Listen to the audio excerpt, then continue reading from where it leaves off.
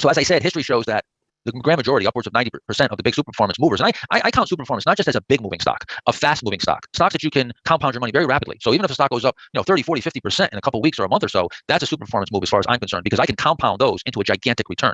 So off the market lows, and you won't know, you're not going to know for sure that you're at a market low. That's why it's so scary, right? The market's falling here. We're still very close to the lows.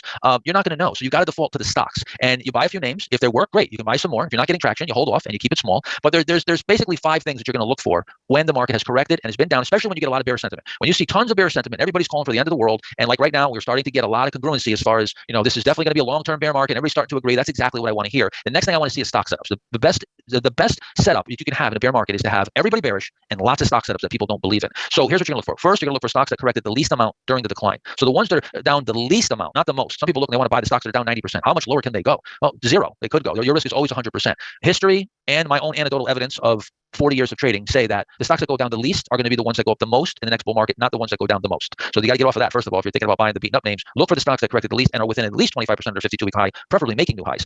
2, stocks that are building bases. They're consolidating within the context of a long-term uptrend, which we'll talk about in just a second. You want stocks that are moving sideways, building bases while the market is correcting. They're resisting. This third thing is stocks that have surged in price off the lows, the largest and the fastest movers, the ones that move the most off the lows in the shortest period of time. Then IPOs, recent IPOs. The best time to buy IPOs that are recent, we call primary bases, which are the first base after an IPO, is coming off of a correction. And then what you want to see is a proliferation of this. You don't just see 1 or 2 names. You want to have a handful of names, and those names start to work on balance, and then another wave, and more stocks setting up, and more stocks meeting this criteria. And once you start to see that proliferate, and your initial toes in the water, if you will, on your trades are working, you can start ramping up.